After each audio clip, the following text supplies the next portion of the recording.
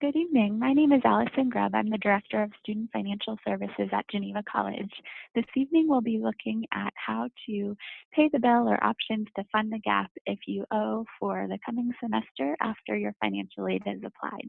So we're grateful that you've joined us and hope that this is a helpful time to get some of your questions answered.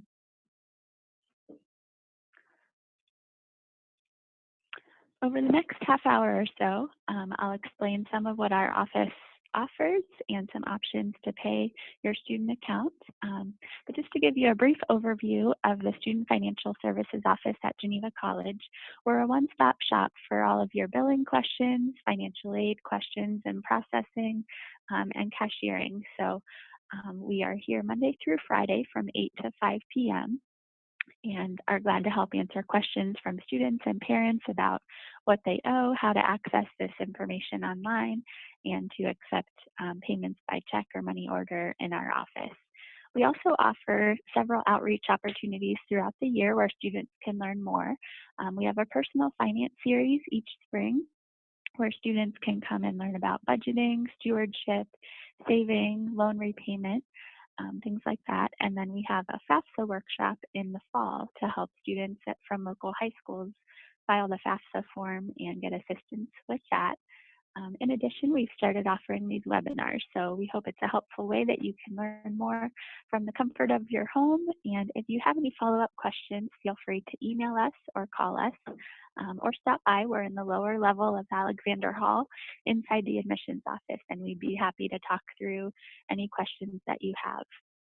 You can also access your information online 24/7. We have two portals that you would want to use. The My Geneva Aid portal, which is at https://finaid.geneva.edu. That portal is where your student would log in to accept their financial aid and view it, to finalize any documents that we might need, or to see the status of their disbursement. The My Geneva portal is where they would view lots of things related to their education here. So they could register for courses, sign up for a parking permit, complete admissions forms, but also access their student account.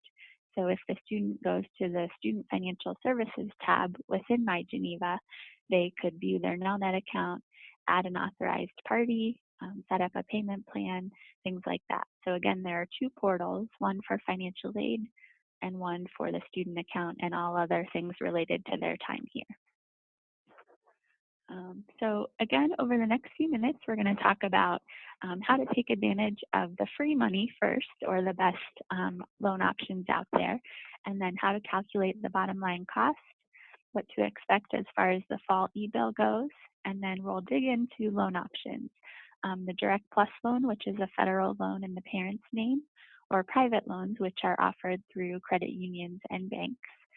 And then we'll move into talking about some different benefits or things to consider before you apply for private loans, things like Cosigner Relief, what type of interest rates may be offered, making sure that you and your student understand what you're borrowing, and some tips on how to save money on loans in the long run.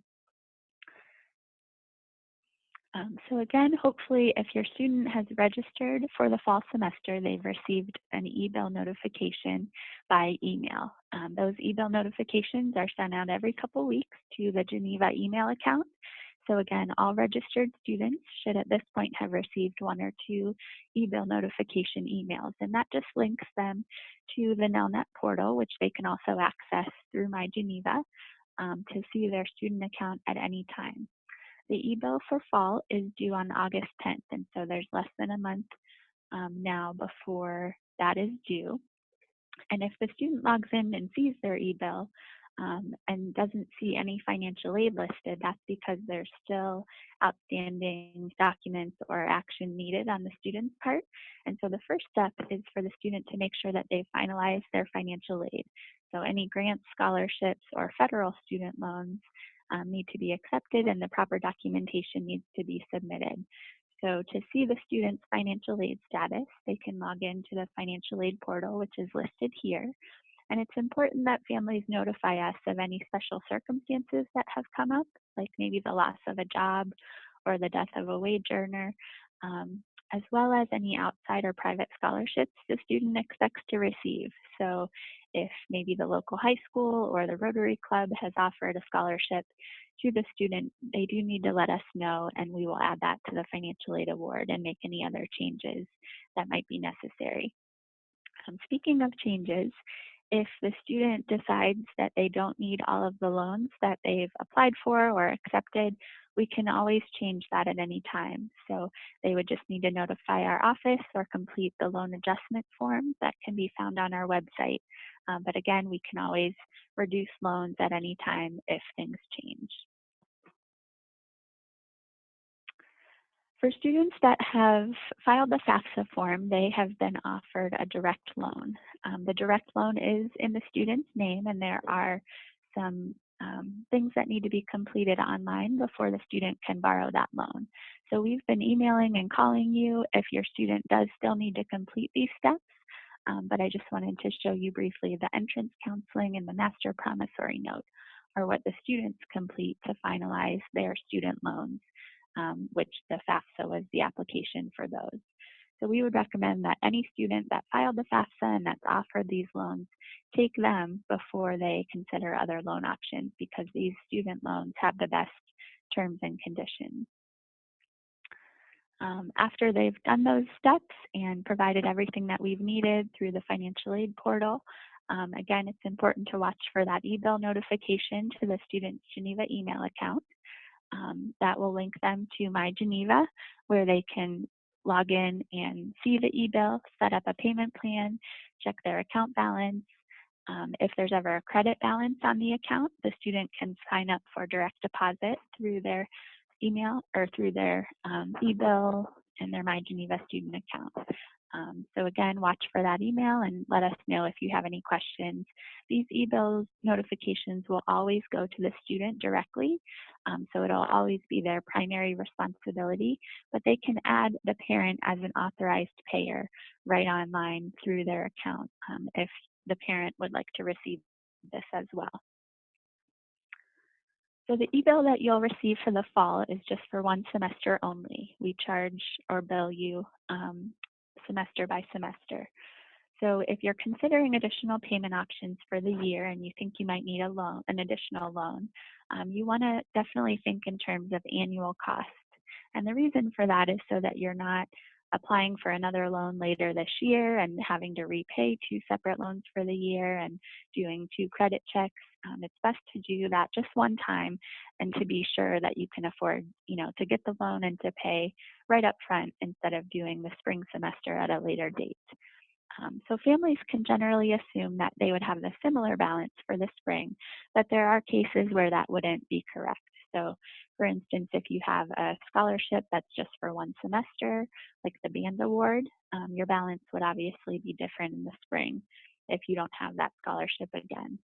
You may have courses in the spring that you didn't have in the fall that have a small fee, or you may make a change in your meal plan, or you may, have taken the health insurance for the fall, but that charge won't be listed for the spring. So again, those are some cases where your balance won't be the same in the spring semester, but generally aid is split in half and your charges will remain about the same. But if you need help estimating your annual balance, or if this is confusing and you're not sure what you need to borrow for the year, feel free to give us a call or send us an email and we're happy to help you estimate.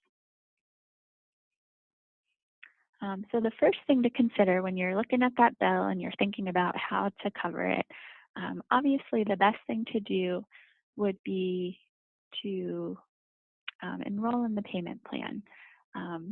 That is an interest-free option that would allow you to pay over time. So for example, the fall bill is due August 10th, but if you enroll in our payment plan before July 20th, you can pay over 5 months from July to November. We also have a 4-month plan for those who sign up a little later. So those options are great. If paying over time helps you avoid a loan, that would be the best option. The other thing you can do is mail a check or money order to our office, and we can post it that way. You can do an electronic funds transfer from your bank account, and that's free of charge. You can also pay by credit or debit card, but there is a convenience fee, so we'd encourage you to stay away from that if you can. And all of our options are listed on our website. So again, we would encourage students to take all of the grant and scholarship aid, pay as much as you can out of pocket, and then use the direct student loans first. All of those options are going to be cheaper than a private loan or a plus loan, which I'll talk about next. Okay, so again, we'd encourage you if you're going to look at additional loans to apply for the amount you need for the full year. And then if things change and you need less than what you had applied for, we can always reduce the loan with the lender in the future. So you would just need to fill out our loan adjustment form from our website, and we can always take care of that for you, any reductions in the future. Um, so as I've mentioned, there are basically two types of loans that you can apply for to fill the gap. One is called the Direct Parent Plus loan, which is a loan through the federal government in the parent's name. That loan can never be transferred to the student, so it's always in the parent's name, and it has a fixed interest rate and fee for anyone that's approved for it. So the rates are not based on credit. Although if you do have adverse credit, you may be denied for this loan, which would then allow your student to borrow a little bit more in their name. So this loan has a 7.595% interest rate in the coming year and a 4.264% fee. So again, the Parent Plus loan is a federal loan with a fixed interest rate and a little over 4% fee that's always in the parent's name. Private student and parent loans are available through banks and credit unions.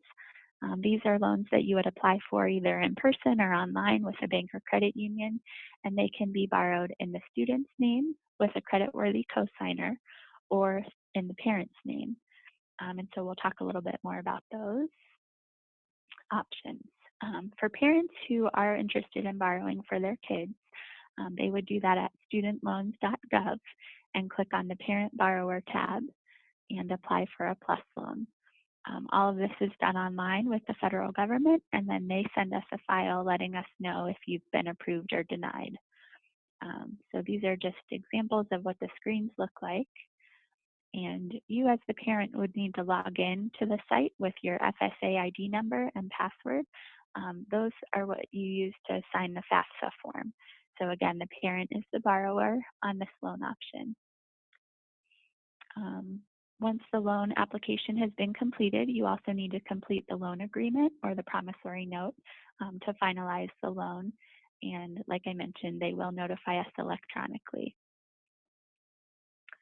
For families who want the loan from a bank or credit union, or maybe have good credit and think they may be able to get a better rate than what the Plus loan offers, private loans can be a good choice. It's important to know that these loans and the Plus loan accrue interest while the student is enrolled. So it's best to borrow as little as possible and to repay as much as you can while you're in school, even though that's not required. So they are deferred. You're not required to make payments on them while the student is enrolled, but it's important to make payments if you can because the interest is accruing from the date of disbursement. So private loans, again, can come in the student's name or in the parent's name. And we have a list of options on our website, actually on elmselect.com. These are a list of lenders that we've researched and that our students have historically used. And we know that they offer competitive rates and terms and good customer service, but you're free to use any bank or credit union, even if they're not on this list. So this is just meant to be a starting point for those of you who maybe don't know where to start, but we'd encourage you to go talk with someone at your local bank, or if you already have accounts somewhere, that may be a helpful place to start as well. So again, you're free to choose any lender that you wish. And no matter who you apply with, the rates are based on your credit and the credit of your cosigner and lots of other factors that the lender determines. So you may wonder, well, which lender should I pick? Which one is the best for me? And we get that question a lot. But that's a hard question to answer because until you actually apply, you won't know how the lender is evaluating your situation and what rate you'll get. So we'd encourage you to shop around and maybe apply for a couple and see where you get the best rates. And so if you click on the Elm Select website and enter. It'll ask what college your student is planning to attend and what program, and you'll want to click the undergraduate program. And it reminds you to take advantage of federal grants and loans first, which we've talked about, and then you can view the private lenders by lender or by product. We also would encourage you to view the helpful links section on elmselect.com, and the financial fundamentals link on there is a great tool for those of you who really want to know all the details about private loans. That'll help you understand more about what you're borrowing and what your responsibilities will be in repayment. So again, as you look at that elmselect.com website, you can compare lenders, you can see what benefits they offer, like Cosigner Relief is one that families often ask about.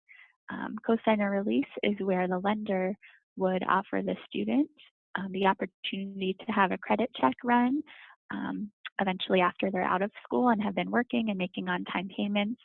And if the student passes that credit check, the cosigner could be released from the obligation. So that's just one benefit that some lenders offer that you could look for.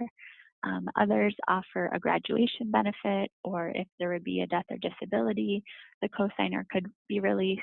So again, on the ElmSelect website, you can click on the benefits link and it'll show you which benefits each lender offers, and you can compare and determine what might be best for your family. So regardless of what loan you choose from this point on, or if you, consider a private loan, whether it's in the student's or the parent's name, there are a few things that we'd encourage you to do, especially related to private loans. It's important to apply early and to respond to the lender requests, because these loans can take a week or so to process. The lender, after they get your initial application, they may follow up with you for additional documentation. And so it's important to get that process started now so that we are notified that it's approved before the August 10th deadline. Again, we would encourage you to apply for the amount that you'll need for the entire year. And that just allows you to know that you have the year covered and that things are set, and to not have to go through a credit check again. We'd encourage families to work on improving their credit history, and students as well. So anything you can do to pay your bills on time or to decrease the amount of debt that you have, that could help. There are also other suggestions for improving your credit history at www.fico.com, and those would be helpful things to consider throughout the year, so that maybe next year, if you apply for another private loan, your credit score is better, and that could help you get a better interest rate on future loans. We'd encourage students, if they are applying for a private loan, to apply with the creditworthy cosigner.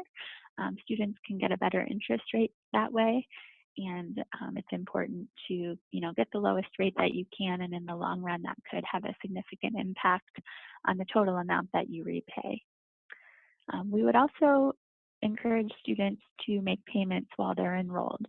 Again, PLUS loans and private loans are deferred while the student is enrolled at least half time.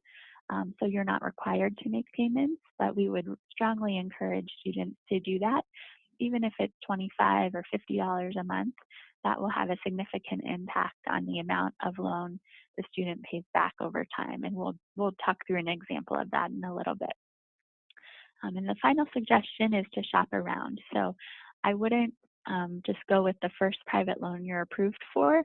It's important to make sure you're getting the best rate, and even a small difference in the interest rate can, again, add up to a significant amount of money over the life of the loan. So I'd encourage you to shop around and maybe apply for 2 or 3 private loans within a 30-day period. The credit bureaus can see that you're shopping, and they won't negatively impact your credit score, but that would allow you to make sure you're getting the best rate and to compare carefully. We'd encourage students and parents to sit down together and to really think through, how much are you borrowing for this year? What will it look like over the next 4 years? And what can we do to ensure that this will be affordable in the long run? So we just wanted to provide you with several questions to think through and talk through with your students to make sure that everybody's well informed. It can be helpful to answer these questions on the front end so that you're not surprised by any of it later on. So a couple things to consider. Who do you want to be the borrower? Do you want the student to borrow the money, or do you want the parent to borrow the money? If you choose the student, do you have a creditworthy cosigner? And if you choose the parent as a cosigner, does that parent have good credit? It's also important to consider this when deciding between the PLUS loan and the private loan. So if the parent doesn't have good credit, it might be worth applying for the PLUS loan, because parents that are denied are given the opportunity to award their student additional direct loan. So that could be an intentional move for a parent who has bad credit. They could apply for the PLUS knowing they would get denied, which would give their student additional eligibility in loan money in their name. Or if your parents have good credit, it might be helpful to apply for a private loan and the parent could co-sign and get a better rate. So those are just some things to consider. You'll want to look at what the total cost of repayment will be. So over the life of the loan, what are you going to pay back? And the lender should provide that to you. You'll want to think about how the student loan would fit into your overall financial picture. So for example, a parent who's borrowing the Parent Plus loan, they may be in their 50s at this point, and then taking on this loan will mean that they would have a loan to repay during retirement years. So it's important to consider that. Does the loan come with forgiveness benefits for death or disability, or teacher loan forgiveness or public service loan forgiveness are also talked about a lot. And it's important to note that the Direct Plus loan does have forgiveness benefits for the parent borrower, but teacher forgiveness and public service loan forgiveness are not an option for both Plus loans and private loans. You might want to consider if the Plus loan if a private loan that you're applying for has a cosigner release option, and we talked about that. So again, these are just some questions to consider as you look at additional loans. And then there's a lot that you want to be sure to understand before you sign for them. And I'd encourage you to call the lender if you want to talk with someone and really understand the answers to these questions. We're also happy to talk with you about general information, but it's important to know all the facts up front, and we'd encourage you to keep asking questions until it makes sense and you're comfortable. So you'll want to know what the interest rate is. Is it variable or fixed? Are there any loan fees associated with the loan?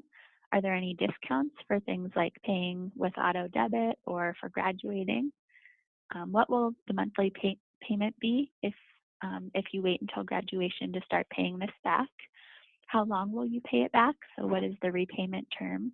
And what would happen if you have an economic hardship, like the loss of a job or maybe a lower income? Those things you want to be sure to know and understand up front before you sign for the loan. Okay, so some of you may be thinking, I can afford to pay some of this out of pocket, but not all of it. So I'm going to use a loan, but I also may want to sign up for a payment plan. You can definitely combine these options, but it's important about the order that you do it. So you want to apply for your loan first. So determine what your bottom line will be for the year and how much you can afford to pay out of pocket and how much an additional loan you might need. And apply for that loan first, and then Geneva will be notified once you're approved for the loan, and we'll add it to the student account as an anticipated loan amount so that you can then see the new bottom line cost. And at that point, you can log into the student account to enroll in the payment plan for the remaining balance. But it's important to remember that there's deadlines for those payment plans. So it's important to get the loan approved very soon and then sign up for the payment plan before the due date, which is August 10th. We mentioned earlier paying on these loans while you're in school is beneficial. And so I just wanted to give you an example.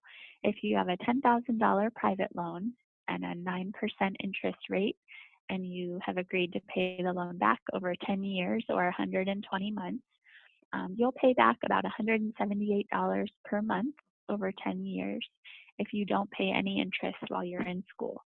So if you borrow the loan and it comes in and you just let it sit, and accrue interest while you're in school, you'll pay $178 a month. On the other hand, if you do pay the interest while you're in school, you'll pay about $127 a month to repay this loan, and you'll save over $6,000 in interest. So it's really important that if you're able to, pay on the interest while you're in school. And a lot of lenders also give you a lower interest rate if you agree to do that. And it helps to establish your credit history as a student earlier. So there are a lot of reasons to pay on the loan while you're in school, and we'd strongly encourage you to do that.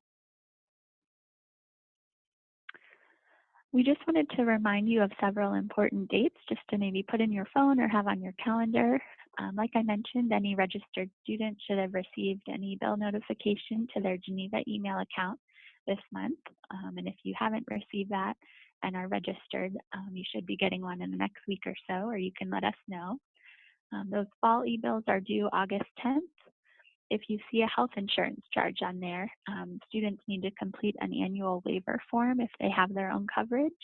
So they can go to universityhealthplans.com/Geneva to complete the health insurance waiver, and the deadline for that is September 1st. It's hard to believe that it's almost time to think about next year. So if your student will be enrolled in the 2019-20 award year, you'll want to file the FAFSA form starting October 1st. And for that, you'll need to have your 2017 tax information handy. The spring e-bill will be sent at the beginning of December, and that will be due January 2nd. And often there are updates and changes that happen either to the charges or to the financial aid.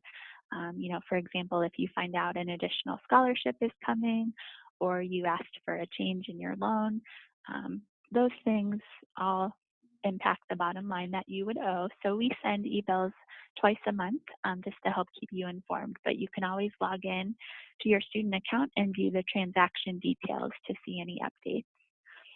It's important to pay attention to those fall and spring due dates. For students who don't pay on time and have a past due balance, they're at risk of having registration canceled. They won't be permitted to register for future semesters, and we may withhold transcripts and diplomas. So if you have concerns about paying the bill on time, please let us know. We hope that the payment plan may help with that, but we'd love to hear from you if you're struggling and wondering, what to do and what your options are. For students who are borrowing these additional loans, they may be thinking, oh, I'll just add more than I need to use for books. And we just wanted to remind you not to plan to use loan money to pay for books. The reason is that one, it's more expensive, and two, credit balances, so any excess loan money or aid on your account, is sent back to you during the third or fourth week of class. So obviously you'll need your books well before that, and we'll need to plan to pay out of pocket for books, and then you could reimburse yourself when the loan comes in and is refunded to you. But again, that generally doesn't happen until late September for traditional students in the fall semester. If you do find yourself with a credit balance, so maybe you've overpaid or a scholarship came in late after you paid, there are two options for us to get that money back to you. You could request a paper check, or you could sign up for direct deposit through your student account. The direct deposit option is obviously quicker, so we'd encourage you to do it that way. And again, you can enroll through your Nelnet account, and there's instructions listed on our website. All right, that brings us to the end. But again, if I didn't address questions that you've been wondering about, or you have questions as you navigate this process, please feel free to call or email us. We're here Monday through Friday from 8 to 5 p.m., and we're happy to help in any way we can. So thanks so much.